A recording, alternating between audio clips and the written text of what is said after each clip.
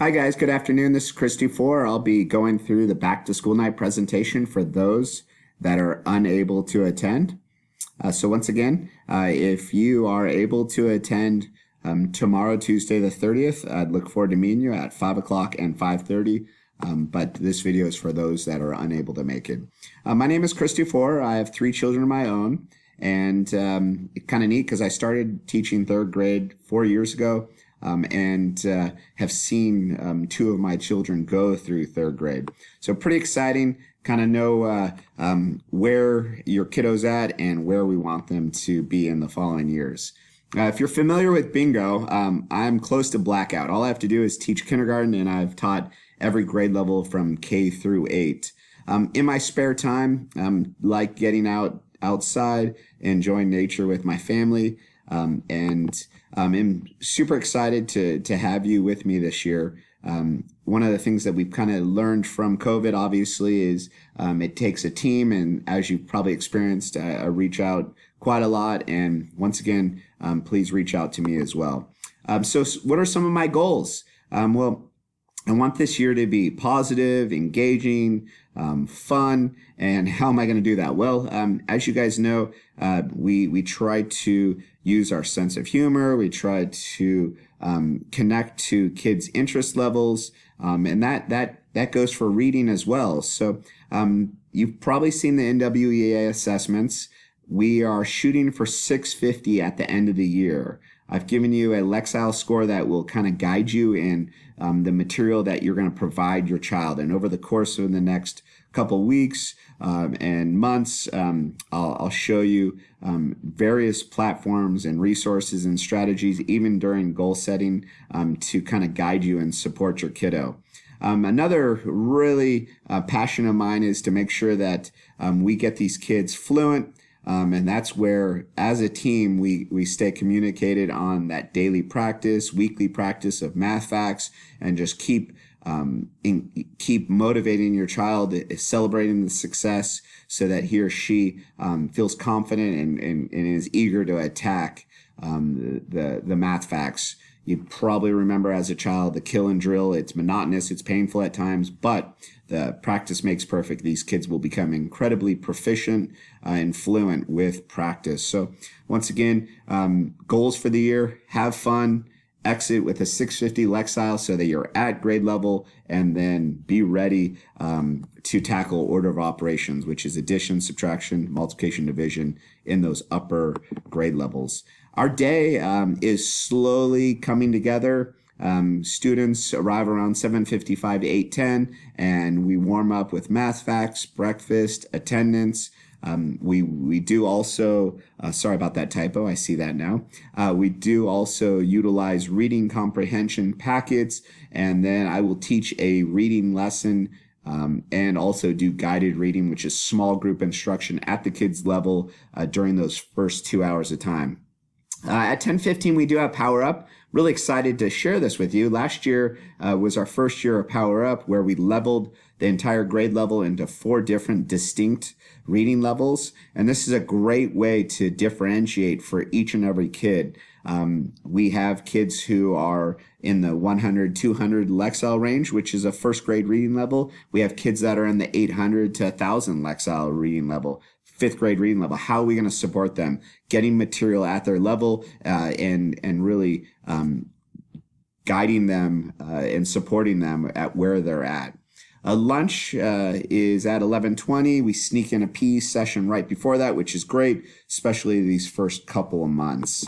At the end of the day, we try to throw in the social studies, the nonfiction, science, wrap up any math that maybe had not been addressed earlier in the day, and then we throw in our enrichment platforms.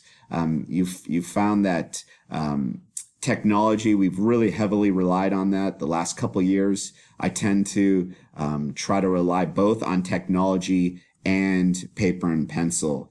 I think too much screen time is not a good thing. So trying to find that balance and also trying to engage the kiddos. That glass device in front of your kiddo may engage them. Maybe a paper or pencil may not. So we need to also, it's just kind of a balancing act with paper and pencil and technology. So you will see that I'll send you sometimes, in my opinion, too many platforms or too many resources to use. Figure out what works best for you. But one thing I want you to become familiar with is Lexile reading levels. Even if you go to libraries, you're going to see that they have color-coded systems which identify a Lexile reading level. Be familiar with these numbers. You probably are seeing somewhere around in the 300 to 400s right now. Some kids are already at that 650. And so less stress, less pressure to reach grade level proficiency. But that's where the fun begins. Exposing kids to material and content that is above their level. And that's where you start getting into the nonfiction, where Newzilla, where content is new and they're learning new content by reading, where some of our lower kids are still learning to read. One thing I think is super important is reading comprehension. Remember, kids reading at 150 words per minute is great, but if you can't comprehend, you can't remember details and facts, then what's the point of reading? So quickly, some parents are asking their kids to write summaries, which is amazing, and incorporating the reading and writing into the homework, the nightly reading. But if you're at a crunch for time, you can ask them to quickly summarize fiction by asking them who the character, the setting, the problem, and the solution are. And that's a great way to just test their comprehension and just to keep kids accountable. Nonfiction, what is the main idea of the article? Give me some facts. What are some things that you're curious about, and what have you learned? So quickly, you can assess comprehension in a minute with verbally having your kid kind of retell what he or she read. So like I said, 20 minutes of reading each and every night. I'm not big into packets. I've seen my kids, wait till Thursday night to complete a 15-page packet, and they're crying, they're frustrated. Sports may get in the way. They forget about it. It ends up being a battle between mom and dad. We don't want that. We want you guys to, enjoy supporting your kiddo with math, with reading, have nice quiet sessions or periods in the evening that are chunked out so that he or she can find a quiet spot. I know once you get into a routine, it's really easy, and definitely consistency is key. Getting the kids to understand there's a specific time to put everything away, devices, TVs, anything that's going to distract you. Find a little nook and just calm down. My daughter likes to read right before she goes to bed, which is really cool. And the other one doesn't. So just trying to figure out what works best for each kid. Math facts on Extra Math are boring. I understand. There's nothing really amazing about it. But what's great about Extra Math is it identifies your proficiency and your progress. It's a great way for us to track your progression. So think of it as like digital flashcards, but yet we can see how well you're progressing. We have kids that are hammering through this, and that makes me feel good because, like I said, I want these kids to be completed with Extra Math and be on their way to fourth grade, knowing all 4 operations. And it's funny, my 6th grader's back to addition. Why? Well, because in 6th grade and middle school, you start doing pre-algebra and you need to know order of operations. Please excuse my dear Aunt Sally, right? Parentheses, exponents, multiplication, division, addition, subtraction. There's a process, there's an order to tackling these algebraic expressions. Well, if you're a little rusty in addition and subtraction, which you haven't practiced in a few years, then it could give you some problems. So yes, we definitely want these kids to master addition, subtraction, multiplication, division in that order, so that next year they're in great shape. Last but not least, you'll hear me say practice makes perfect. In the classroom, we teach a lot of content, and we want those skills to be practiced at home.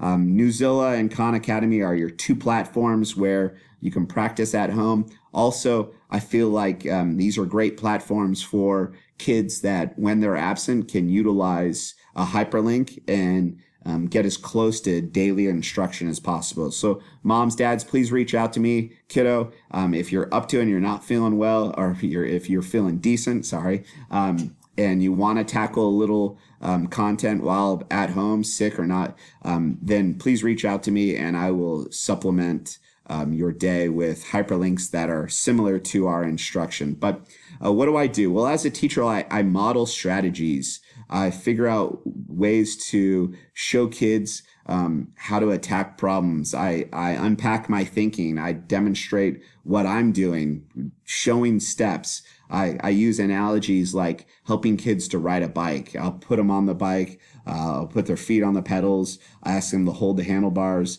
We put training wheels on, and then I'm slowly guiding them. But once again, at some point as parents, we learn to take those hands off, let them kind of balance on their own, maybe rely on the training wheels, take the training wheels off, and then before you know it, they're off and they're on their own. Are they going to crash at times? Yeah, absolutely. Are they going to make mistakes? Absolutely. We learn from our mistakes. We reflect upon our mistakes, and then we improve upon that craft. So mistakes are a valuable way of figuring out what we need to work on.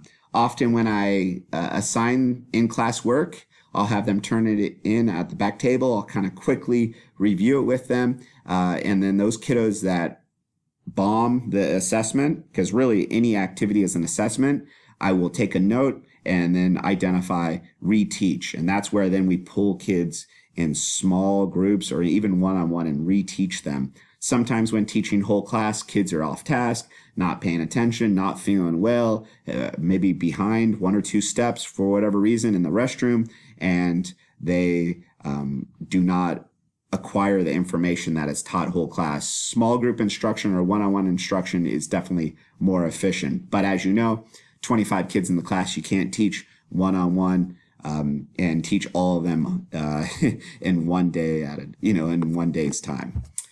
So when a kiddo is done, what do? Well, we definitely have the ability to keep them productive and to build upon what we're practicing in class. And that's why we've referred to like must-dos and may-dos. So there are some activities that we must bring to completion. Our reading textbook, reading activities, Newzilla, summary of nonfiction, Khan Academy, enrichment links of what we're teaching in class. So the paper and pencil lesson will be exactly the same content as on Khan Academy, and then our math workbook or our digital math lessons, which are on Nearpod. Now the may-dos give kids freedom to, when they've completed those activities, move into some supplemental platforms like the Prodigy, the Extra Math, the ReadWorks, Chapter Book, Epic, anything that is going to keep them productive, engaged, and kind of preventing any off-task behavior, right?